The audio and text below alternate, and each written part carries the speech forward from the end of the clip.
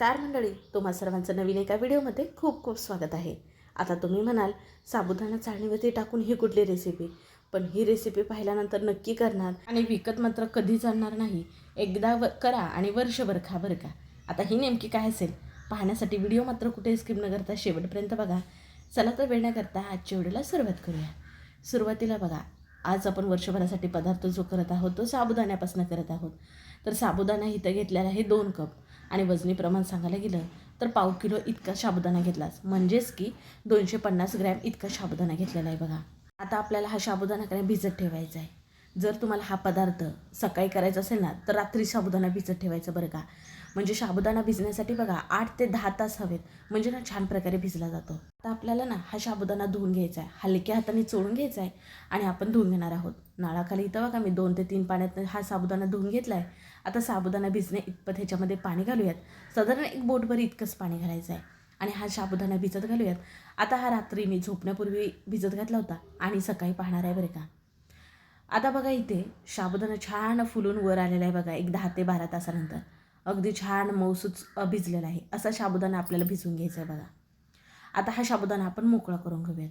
तुम्हाला बघा आत्तापर्यंत आपण कुठली रेसिपी करत आहोत हे नव्हतं सांगितलं.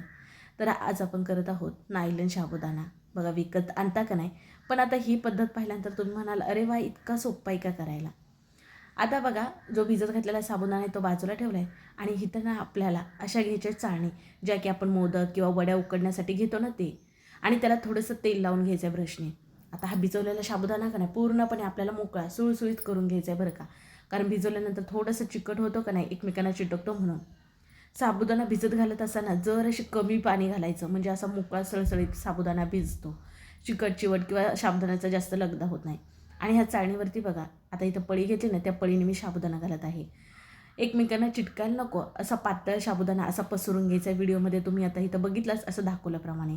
दोन्ही चाळणीला तेल लावलं होतं का नाही, दोन्ही चाळणीमध्ये साबुदाणा घालून पसरून घेतला.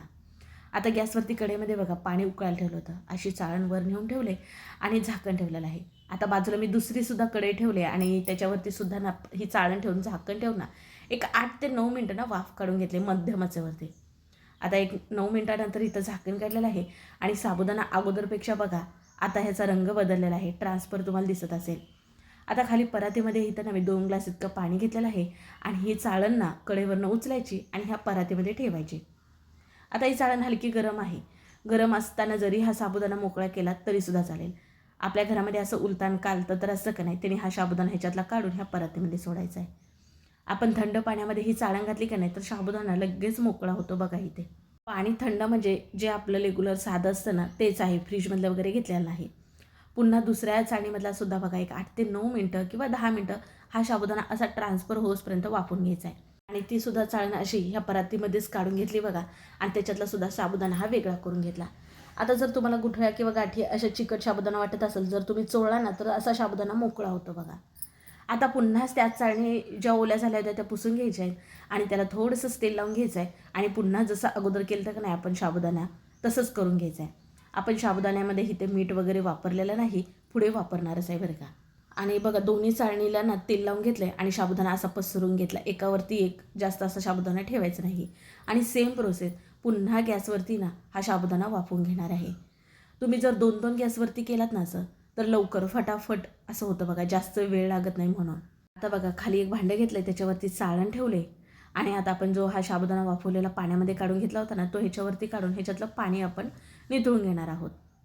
आणि जे खालचं पाणी होतं ते मी बाजूला वेगळं काढून टाकलेलं आहे आणि पुन्हा चाळण तशीच ठेवली आणि परातीमध्ये दुसरं पाणी घेतलं आहे. आणि जशा चाळणीमध्ये हा साबुदाणा वाफवला जाईल ना तशी ही चाळण परातीमध्ये ठेवून हा साबुदाणा असा मोकळा करून घेणार आहे बघा. आणि पुन्हा का नाही हा साबुदाणा परातीमधला आपल्याला चाळणीवरती काढून त्याच्यातलं एक्स्ट्राचं पाणी निथळून घ्यायचं आहे. असं आता आपल्याला करून घ्यायचं आहे. तुम्ही म्हणाल वेळ वगैरे जास्त लागतो का, तर बिलकुलसुद्धा नाही. दोन्ही गॅसवरती तुम्ही केलात ना तर लगेच होतो बरं का. आता इथं सर्व साबुदाणा हा वाफवून झाला आहे, चाळणीमध्ये काढून घेतला आहे. आता का नाही आपल्याला हा उन्हामध्ये सुकून घ्यायचा आहे. अगदी घरामध्ये सुकत घातला तरीसुद्धा चालेल, पण उन्हामध्ये सुकवल्यामुळे ना लवकर सुकला जातो. आता काय करायचं माहिती आहे का, ह्या चाळणीमधला जो साबुदाणा वाफवलेला आहे तो हाताने घेऊन असं छान सगळीकडे जसं आपण सडा म्हणतो ना टाकतो तशा प्रकारे असा साबुदाणा टाकून घ्यायचा आहे. म्हणजे एकमेकांना चिटकायला नको का नाही म्हणून असं. आता साबुदाणा जर तुमचा असा मोकळा पडत नसेल, एकमेकांना चिटकत असेल, तर काय करायचं आहे, जो वाफवलेला साबुदाणा आहे ना त्याच्यावरती ना पाण्याचा हबका मारायचा आहे. मग साबुदाणा असा भरभर सरकला जातो बघा. ह्याच्यामध्ये बिघडण्यासारखं काहीच नाही बरे का. छान बघा, सगळीकडं मी हा साबुदाणा इतका पसरून घेतलेला आहे. आता आमच्या इथं छान प्रकारे इथं ऊन आहे की नाही, तर लगेच 1-2 दिवसामध्ये ना हा साबुदाणा असा सुकलेला आहे. आणि सुकल्यानंतर बघू शकता, जर तुम्हाला असं वाटत असेल एखादा जाड साबुदाणा राहिला आहे, तर सुकल्यानंतर तो मोडला जातो. बिलकुलसुद्धा एकमेकांना साबुदाणा हा चिटकून वगैरे बसत नाही. आता घरामध्ये सुकून घेऊ शकता, पण उन्हामध्ये कसं लवकर सुकतात आणि शिवाय छान आपण हा वर्षभरासाठी ठेवणार आहोत की नाही, त्याच्यामुळे ना चांगलं उन्हामध्ये सुकून घ्या. आता 2 दिवसामध्ये बघा इथं मी छान प्रकारे सुकून घेतला आहे. मस्त ह्याचा आवाजसुद्धा यायला लागला आहे बघा. असा खडखड होईपर्यंत सुकून घ्यायचा आहे. बघा साबुदाण्याची साईज आपला सुकून ना इतका छोटा झालेला आहे आणि मस्त पांढरा शुभ्र झाला आहे. आता नायलॉन साबुदाणा करण्याची इतकीच प्रोसेस आहे, जास्तीची काही नाही. आता आपण हात तळूनसुद्धा पाहूयात. तर गॅसवरती कढईमध्ये तेल गरम करायला ठेवलं आहे. तेल गरम झालं आहे का पहिल्यांदा बघायचं. छान प्रकारे गरम झालं ना, मगच तेलामध्ये सोडून तळून घ्यायचे. अरे वा, बघू शकता जसे पॉपकॉर्न आपले फुलतात का नाही, तसे छान टराटर फुलतात. बघू शकता इथे मस्त बराच वेळ असे तळून घ्यायचे, म्हणजे आतमध्ये ना कच्चे राहायला नको म्हणून. आणि असा छान फुलला की मग तेलाच्या बाहेर काढून घ्यायचा. आता तुम्हाला आणखीन थोडंसं इथं मी तळून दाखवते. थोडा जरी टाकलात ना तर अगदी कढई भरून फुलून येतात. बघू शकता इथं आता तुम्हाला दिसतच असेल. आणि अगदी मस्त पांढरा शुभ्र. तुम्ही जरी कोणाला खायला दिला तर सांगितलात ना हा मी घरी केला आहे, तर कोणालाच विश्वास बसणार नाही बरं का. आता बरेच जण म्हणतील इतकी सगळी प्रोसेस मेहनत करण्याच्या ऐवजी विकतचा आणून खाल्लेला परवडेल, पण हे अत्यंत वाक्य चुकीचं आहे बरं का. आपण ज्यावेळेस घरी करतो त्यावेळेस स्वच्छतेची काळजी घेऊन छान चांगल्या क्वालिटीचं मटेरियल वापरून करतो बघा. तेल चांगल्या पद्धतीचं आपलं असतं. पण विकत स्वच्छतेची काळजी घेतली का नाही, शिवाय तेल कोणतं वापरलं, कशा स्वरूपात केलं, हे सुद्धा असतं का नाही. मग घरी केलेलं कधीही उत्तमच असतं बरं का. तुमच्याकडे वेळ नसेल तर विकतचं आणू शकता, पण वेळ जर असेल तर मात्र 101% घरीच करा. पण ह्याचा उपवासाचा चिवडा करत आहोत का नाही, त्याच्यासाठी इथं माझ्याकडे बटाट्याचा खीस होता बघा, तो सुद्धा इथं मी तळून घेत आहे. आता बघा उन्हाळा सुरू आहे. मग उन्हाळा म्हणलं की सगळेच वाळवणीचे पदार्थ करण्याचे सगळ्यांच्या तयारी सुरू असेल. मग ह्याच्या नंतरचा व्हिडिओ जे येईल पाहायला, बटाट्याचे चिप्स आणि बटाट्याचा किस ह्याचा व्हिडिओ तुम्हाला पाहायला येईल.